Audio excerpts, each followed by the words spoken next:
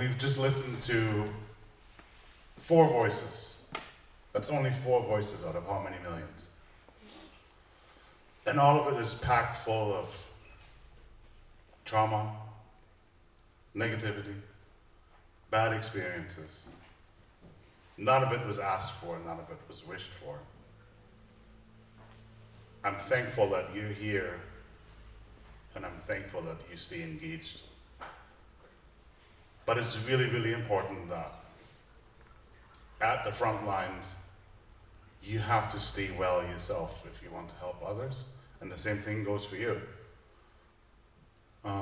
So I would like to encourage you to take 45 seconds or a minute, stand up, and unfuck yourself from all this shitty stuff that we have to listen to.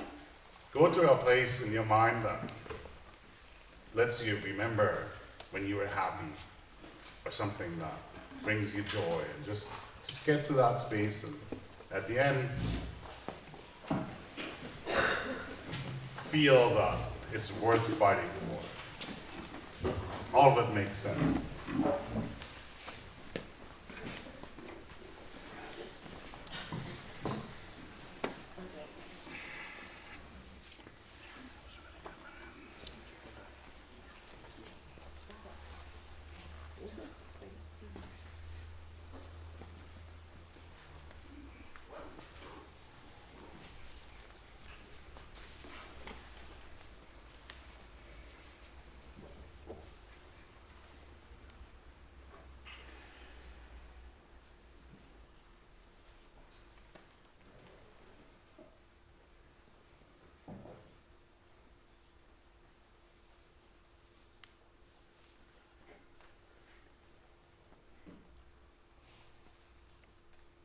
I believe that we will win. I believe that we will win. I believe that we will win. I believe that we will win. I believe that we will win. I believe that we will win. I believe that we will win. I believe that we will win. I believe that we will win. I believe that we will win. I believe that we will win. I believe that we will win. I believe that we will win. Woo!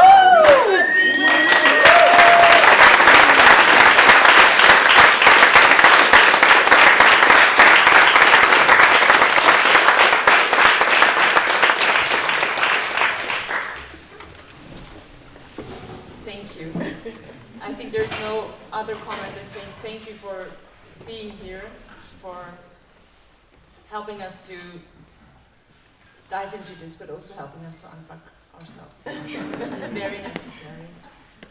I think there are no further words, but we all felt it. So it sounds like a very primitive thing to do, but are there any questions? Is there anything that you are able to say you can share from the audience? We can try without a microphone, and if it doesn't work, I'm sure we will get help. Maybe everyone just briefly say how we can help you directly or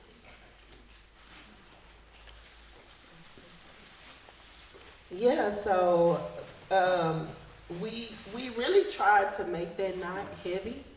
It's hard, but these were stories from the front line, so that's kind of what happens. Some of the ways that we're organizing, where there is support can happen, is in the Lake Charles area in Southwest Louisiana. We host community meetings once a month. I do a community meeting, and each month is a different topic. We also host town hall meetings just to get the community together to talk about what is needed in the community to make the community better. What we like to do with some of these community meetings and town hall meetings is bring in other people, especially people from communities that are similar, that are dealing with similar issues like us. A lot of the times, you know, it feels like you're the only one, you're being targeted, nobody else can be possibly going through what you're going through.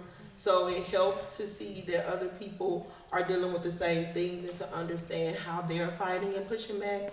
So we always invite voices into those spaces. They don't have to be there physically. We can do it over Zoom or a video. So that's one way.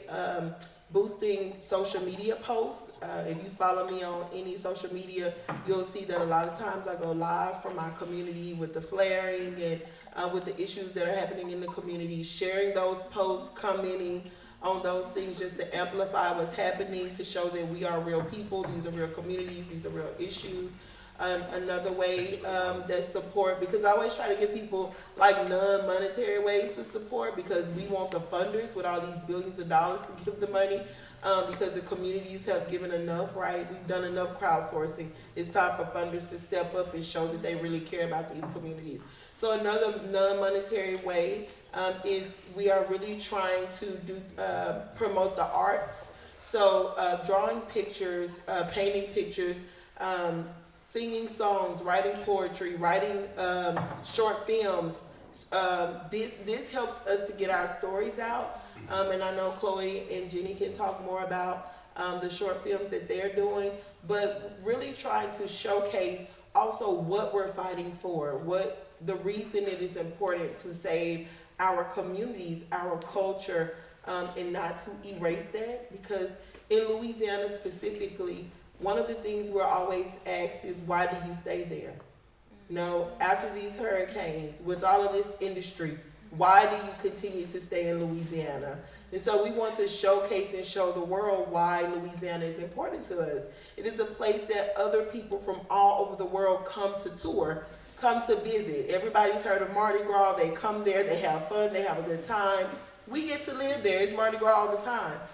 We get to eat the food. You know, we get to eat that good Gulf seafood, those shrimp and crabs, and we get to live there. We get to live in a place where everybody is nice. The Southern hospitality is real. People genuinely care about you. When they ask, how are you doing? They want to know. Our love language is food. You are going to be fed. It doesn't matter who you are. People are going to ask you, are you hungry? And when they ask you that question, they are going to provide you with every food group and every meal of the day all at once. So, and we get to live there. It is our culture. It is our heritage. It's where our ancestors fought and died, were brought there to this place for us, and they thought it was important enough for them to survive and live so that we could have a future there, and we can't allow others to take that from us. I was not born and raised in Louisiana. My children were, and it is important that I fight for them. So just amplifying those stories, amplifying those voices, all of those are like non-monetary things that can be done. But if there are funders in the room, if there are any people who are connected to money, we always need money, because money is what helps us to help the people who are most vulnerable. Again, going back to when people are putting out their own small individual fires every day, trying to pay the rent, trying to feed their families, trying to care for their children, they couldn't care less about a perpetual, proposed, on paper only facility that could be coming to their community. They've learned how to live with the current pollution. They don't really know what else is happening. They don't have time to go vote. They don't have time to register to vote. They don't care who the next president is, because their concern is what's happening within their homes. If we can help people to get out of those closed-in spaces where they feel alone and feel like they're not supported, and that they have to depend on these government systems for assistance that seem to make them apply and fight for a little bit, a little piece of the pie. I always say that the whole pie is ours, and it belongs to us all. We're not fighting for a slice. The entire thing belongs to us. We don't have to fight for it. We just have to learn to share it and take care of each other. And so that's what I think is important. No more time.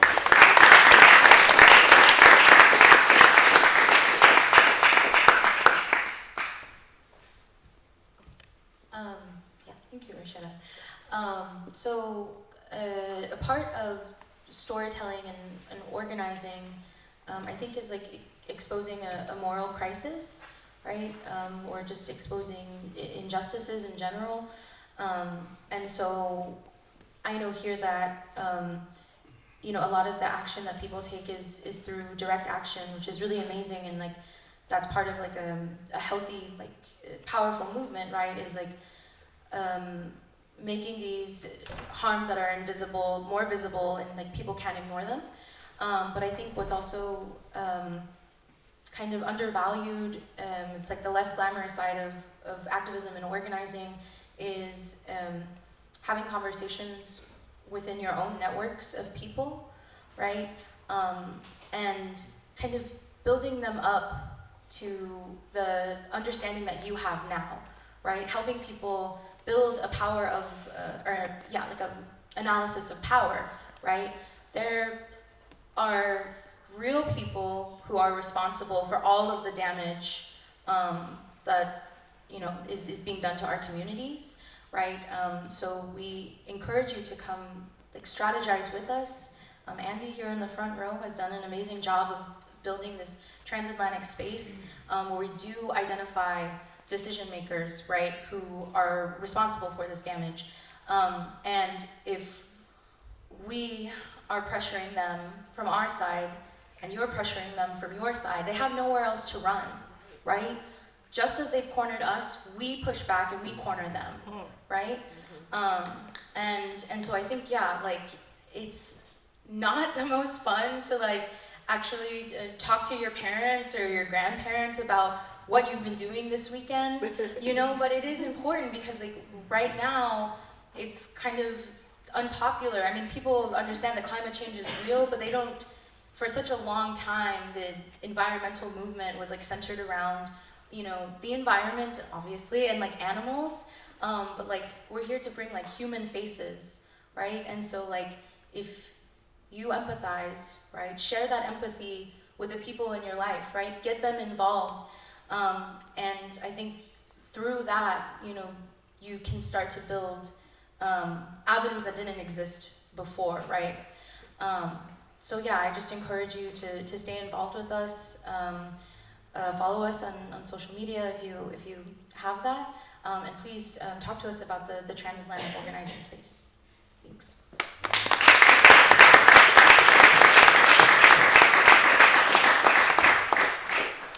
Of course, I agree with all of the things that I've heard. I also wanted to add, by showing up, by lending us your voice so that ours can be heard, you're helping us tremendously. If there's something that I learned, it's probably that the most vital and important piece, critical, is society. Society will set the tone as to what we allow, what we don't allow. And anytime we saw major changes in history, it's likely because at some point society said, okay, we've listened up to this point, but that's it, no more. And so that's huge. And I'll give you a real quick little example from the time that I spent in Germany. And I've lived in a lot of places around the world. I watched young children play. And what stood out to me when I watched children play common games like cowboys and Indians, things like that, Germany was the only place where kids were fighting over who gets to be the Indian. Nobody wanted to be the cowboy. It blew my mind. I'm so used to the North American model and other places where it's set, the stage is set, the tone is set. Of course you want to be the cowboy, you want to be the hero. Because our educational system tells children, the Indians, the brown people, the black people, they're savages. They're uncivilized. They don't honor what we value. Who's the savage? Really, who's the savage? So, help is good.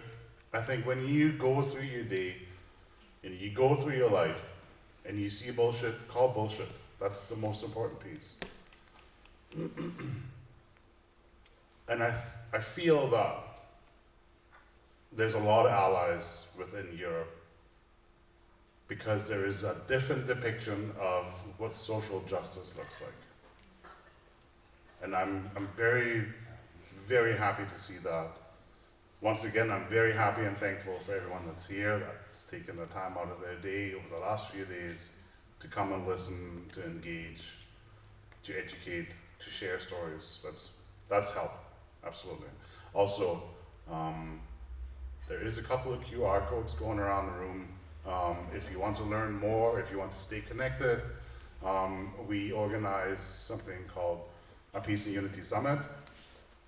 And it's really just an opportunity for leadership, for matriarchs, for other smart people in our communities to get together, to bunch up, to have a good time, to strategize, and there's some beautiful stories that are captured. Everything's free. You're welcome to watch the recordings, to join us in person. We will have another opportunity in July this year, and we'd like to welcome you all. Thanks.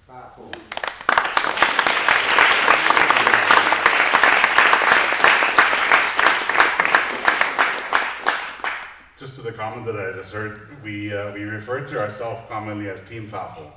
So I don't know if you ever heard of the term FAFO, but we proudly carry it. We have it on our license plates. FAFO is F-A-F-O. It stands for fuck around and find out.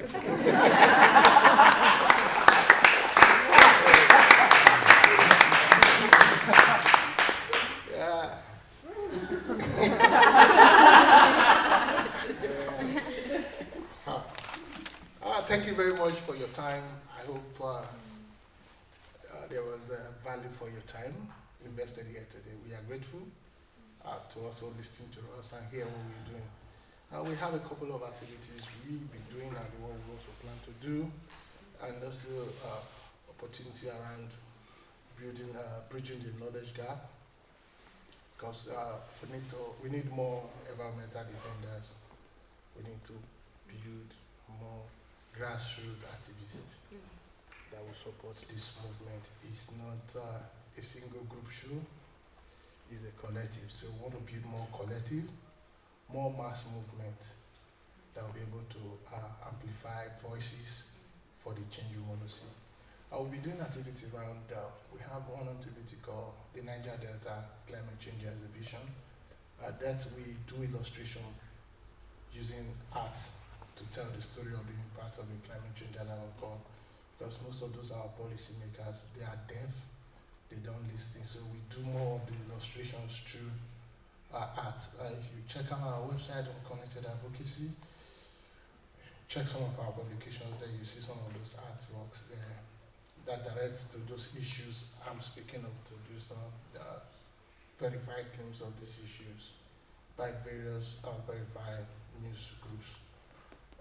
We do that to also increase awareness and also tell how it looks like on the ground. I think maybe during the protest I brought some painting that shows the dark sky and how this pollution look like. We are putting up another event called the School of Environment and Energy Democracy. We welcome collaborators. If you have materials that could also help in building these bridges for students to understand how the environment, why it's important to join the fight against polluters, and also the way forward towards the clean energy. And that is one thing we propose to do in the coming months. And also we have an activity called the POS project. POS simply means Protect, Act, Unite for a Safer Environment. Protect, Act for a Safer Environment. As a little campaign we'll be doing around movement building in local schools and small outreaches where these devastations takes place. And why citizens begin to join this campaign to act now.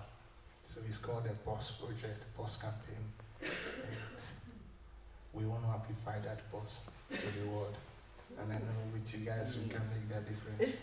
Yes. Yeah. And for my few days I'm here, I've been seeing a lot of capacities. I've seen a lot of groups, objectives that are geared towards saving the environment. I really appreciate that. You're doing an amazing work. I think now there's need to strengthen collaboration. Let's build that bridges.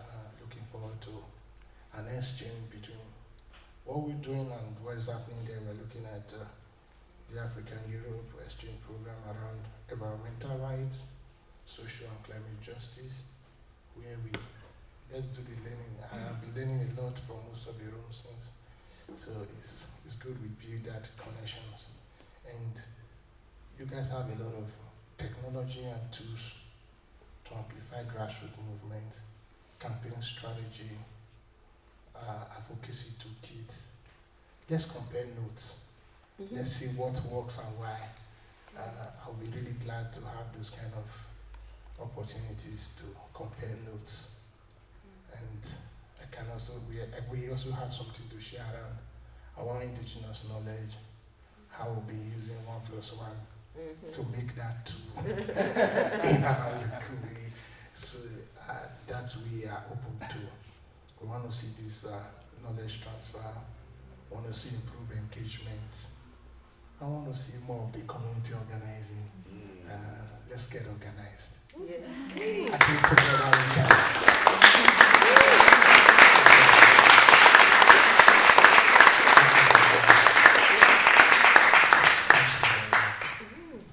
I feel like we would need to spend a week and we should have planned a panel for each person, and even that would probably not be enough, but unfortunately, and that's just the start, no, of being connected and learning. And we have a few more minutes for questions, so, and thank you for the very important question. Yeah. Thanks all of you. I've been extremely enlightening, and I think with all these dark sides, but also your Colleagues, can we know your name? Can we know you, please? Gonzalo, Yes, from good. Spain, Okay. Czech Republic. I would like to ask about the indigenous peoples of Canada. You mentioned that you were initially, like decades ago, optimistic because you just won a legal battle against the government of Canada. Is the conflict arising now, which what you haven't gone deep into the description of what's actually going on the ground? I should know better, but I don't want to commit about that. Is it some what I wanted to pose it in? Is the conflict going on in what in more official conflicts they call the gray zone, like using militarized police, but not of the state, but of private companies,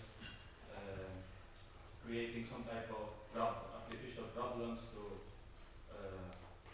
make you guilty of something, and then this type of guilty work to model all the waters and try to like they try to save face of their own law, which by using 30 you have one, or no, they are going all out and without any remorse or. Thank you. And thank you for the question. It's a very up-to-date and very valid question.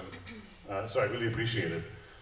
The court case that I referred to, Delgamogelijk Stay-Away court case, it set the stage. It put the foundation down for us as Indigenous people, not just in Canada, but this court decision has been used around the world since for Indigenous people.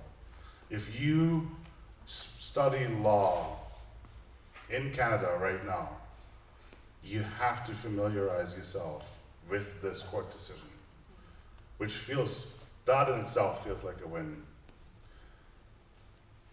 Needless to say, it is a little bit outdated. A lot of time has gone by since. This year, we're taking this back to the court. And I can't say collectively because we don't have a central government. That this is what makes us unique. As house groups, as title holders individually, we hold title to these territories, which also leads to one of the problems. Provincial government, federal government, industry speaks only one language, and that language is their language. It's designed to not be so-called compatible with indigenous laws. We've tried this recently in court systems. Some of our leadership, some of our chiefs are facing jail time right now for abiding and enforcing indigenous laws, our laws.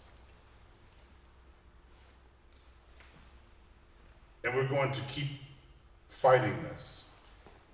And that is where we become collective.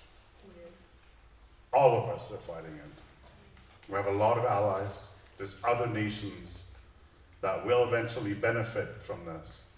And they're standing right beside us. The same way the Gigsan were standing with the Wet'suwet'en and vice versa. So there is a sense of unity. I'm very excited to see that there's already some Supreme Court booked for the end of this year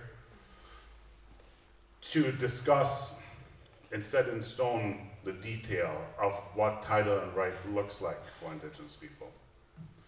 You touched on something that is equally important, and that is, in the meantime, how does Canada treat Indigenous people in the face of conflict over these laws?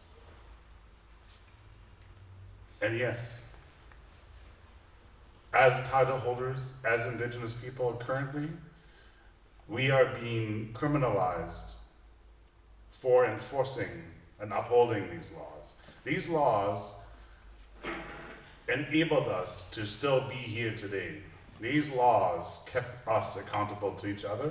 These laws made us survive thousands of years. Thousands of years. They have not changed, ever, and they're not going to change.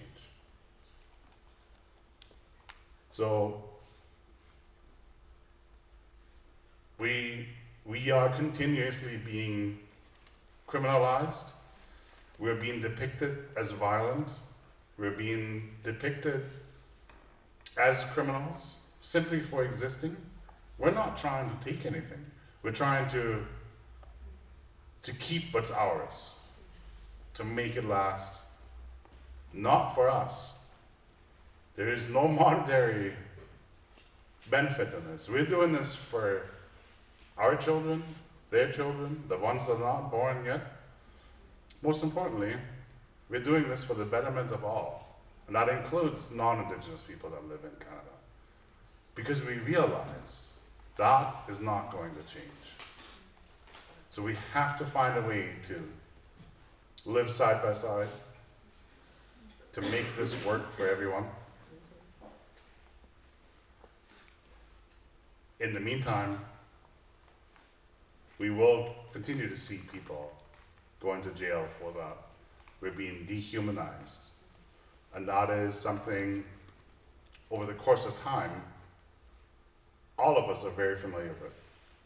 Because it's easier for government, for state, to depict to society that it is important to fight the bad guys. So if they can prove and if they can control the narrative as for Indigenous people to be criminals and to be worthy to fight against, their laws are not going to change. That's up to us. That's up to society. That's up to everyone. Yeah.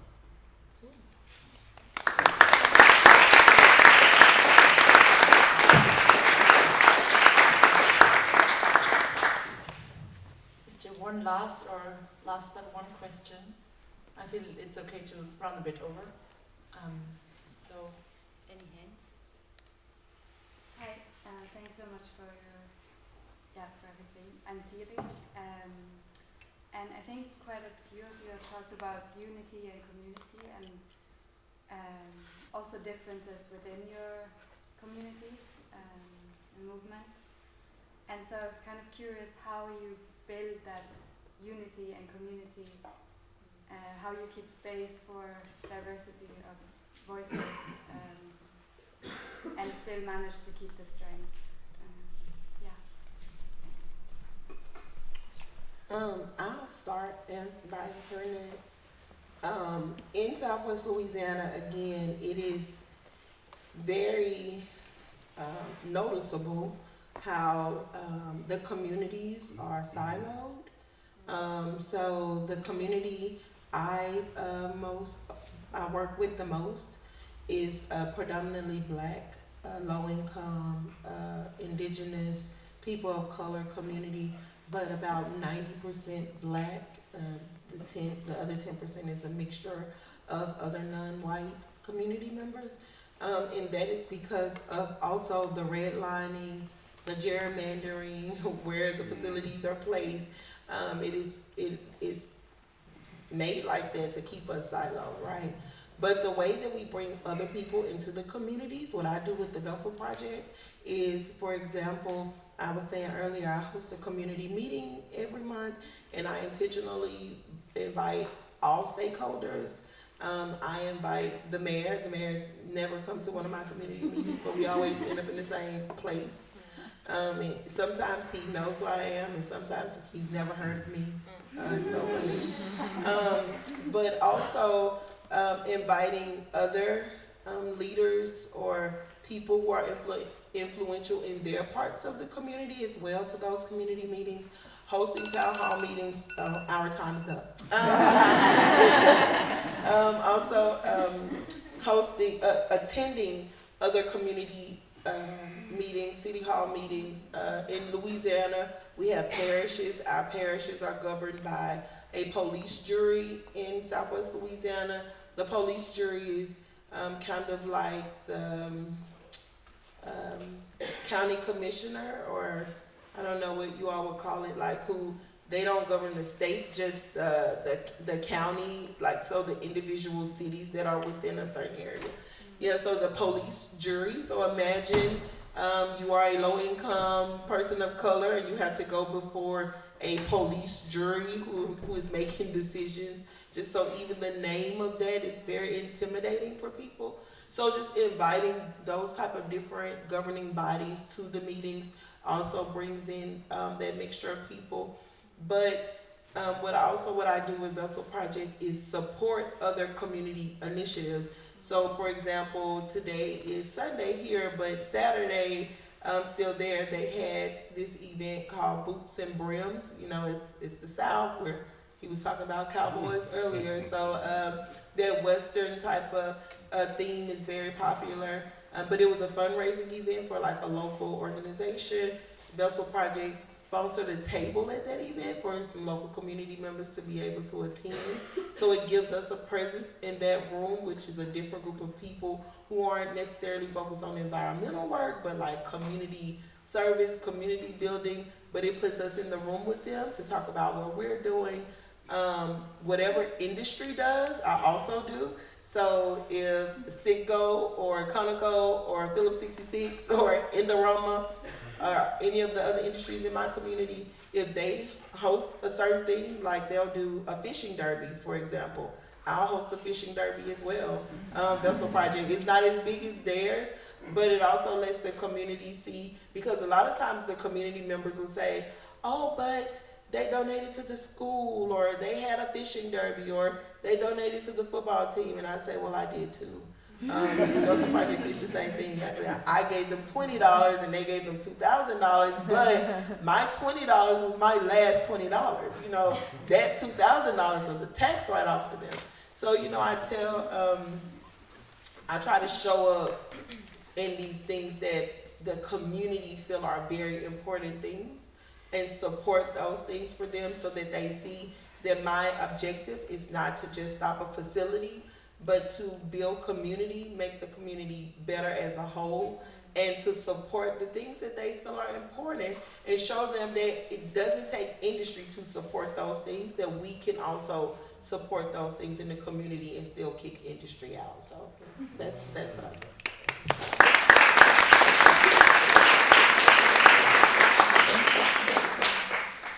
just want to use this last word of mine to thank every one of you. I also want to thank the Attack Australia. Can we put our hands together for them? The Attack Australia. Let's clap for them, please.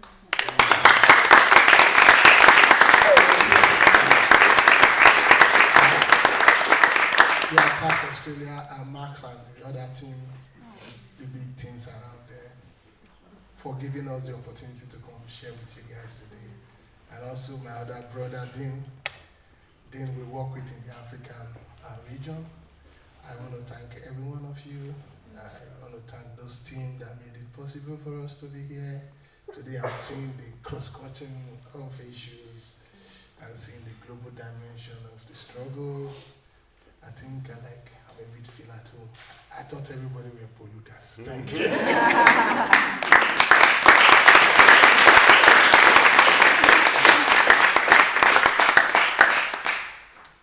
I believe the question was, how do we build unity? I'll give you 2 quick examples. Unity is based on values. It's recognizing that we move at the speed of trust. And that is earned. It's not just an agenda item. It's not something that we just put on a poster.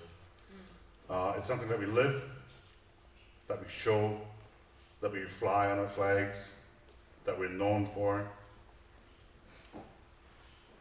Canada has a newly formed, shortly after we lost our BC Premier, John Horgan. He quit his job due to medical reasons and emerged a couple months later with a newly formed job. He now makes a living being Canada's LNG and energy ambassador for Germany. So he's not very far from us right now. All of these mega industries, mega projects, we're fighting Canada's 2 single largest economic development projects right now, worth $36 and $44 billion. I'm being very, very sensitive around topics like the war in the Ukraine, but it certainly helped their agenda to push for energy, to push for LNG from other sectors of the world. I'm not surprised that a politician quits his job only to take on or create their own new job position, well paid, to be right here. I was actually hoping that we can call him out at the other conference. We've met with John Horgan plenty of times. He knows us by first name. And so my point is, we have commonalities, and that in itself, I think, when addressed properly, builds unity. I know, and trying to be just as sensitive around the murders and atrocities and death squads that were sent into Nigeria. They're on the payroll of Shell, Royal Dutch Shell, the same mega projects backing up Coastal GasLink, Xelisms, other projects that we're facing at our own doorstep right now.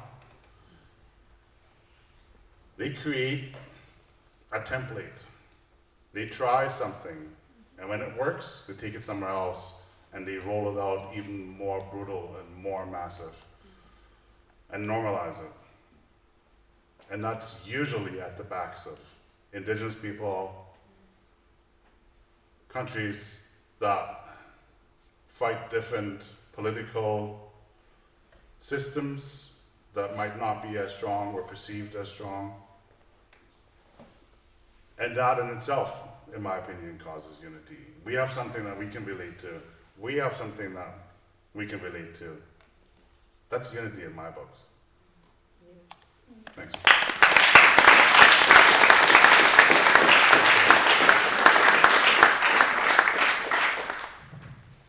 Thank you. I'd like to ask you all a last question. It's a possible, impossible question at the same time. The impossible thing is keep it short and choose one thing. The possible thing is the following. We will win. And how will this future look like? Imagine, into the future in a couple of years, we will have won the many fold struggles. Beam forward, fast forward into that future and maybe pick one thing of that future that you'd like to share. And you're ready. I'll go quickly. I'll just say that we have been winning. We have celebrated some significant wins in 2023. We shut down the last running coal plant in Southwest Louisiana. We have delayed or halted new facilities from coming. We got to this temporary pause on new export facilities from the Biden administration. And so we have been imagining this future where we win because we've been seeing wins and we get to celebrate.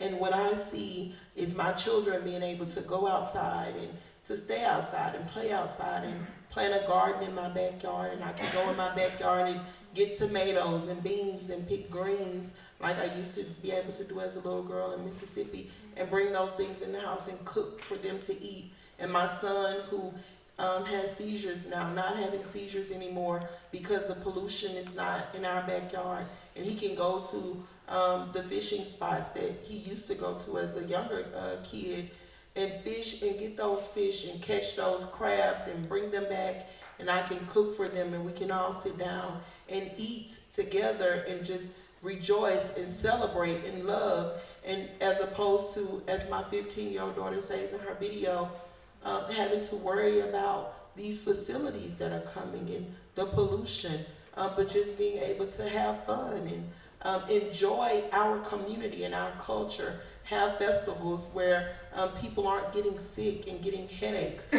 People like Andy being able to come and visit our community so that we can take him to see the culture and not the facilities. Those are the things that we are imagining. We are hosting contests for local kids that there's a prize involved where we're asking them to draw, paint, create a song, a poem about what is a better Lake Charles for you, what is a better world for you. And in none of these depictions are there these facilities. They don't exist in these children's worlds. It doesn't exist, this pollution.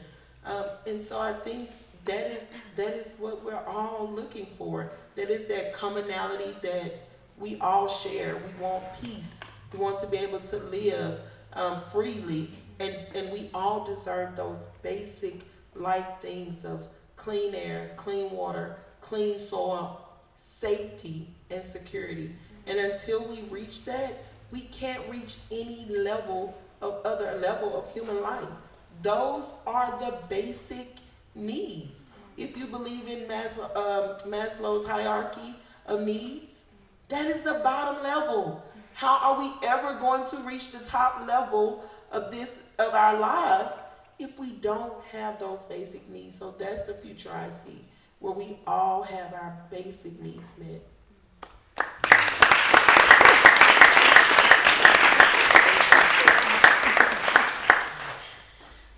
Thanks everyone.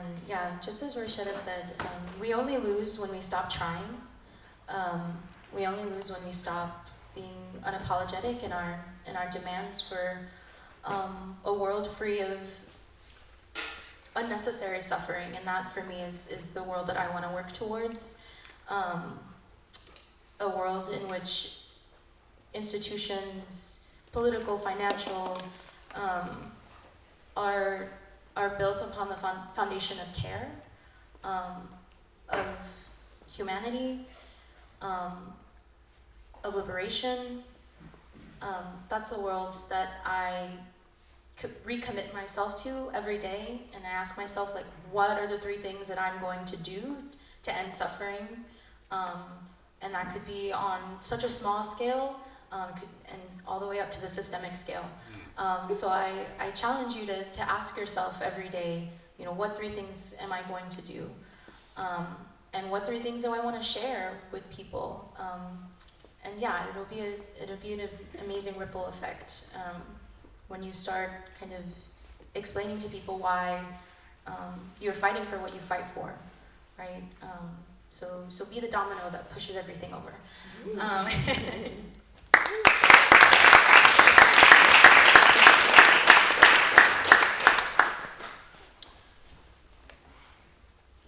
Growing up, and even right now, I can visit the territory, I can visit our land, and I can draw strength from the land. And I believe that we are the land and the land is us. And if I'm thirsty, I can stop and drink from the river. And so a win is that my children and their children can walk the same land unmolested, not being criminalized for simply being who they are. And I want them to be able to drink out of the river the same way that we do, without getting sick, to even have a river, to have salmon, to have wetlands and biodiversity. And I want them to be able to breathe fresh and clean air. And that's at stake for us right now. We're about to we are threatening our air quality in such a massive scale in our hometown, in our neighboring town. Kitimat has what, 6,000 people population? Their LNG phase 1 project has an emissions output right now equivalent to the total emissions surpassing 12 times the emissions of Vancouver as a city, a 2 million population city, or equivalent to 34% in relation, 34% of the total LNG industry currently in the US. And that's what we're inviting to a small town of 6,000 people along the coast. So that's my win. I want my children and my grandchildren to be able to drink the water, walk the land, and breathe the air.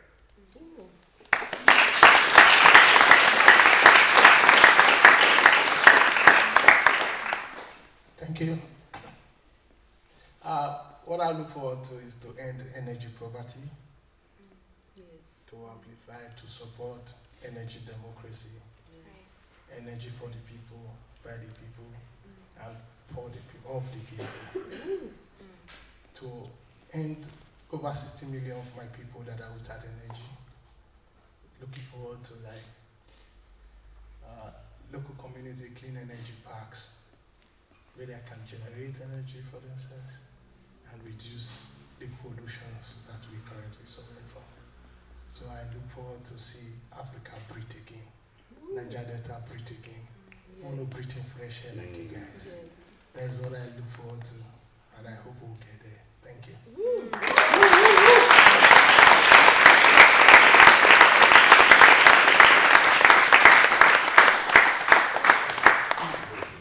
Simply, thank you. And another round of applause, I would say.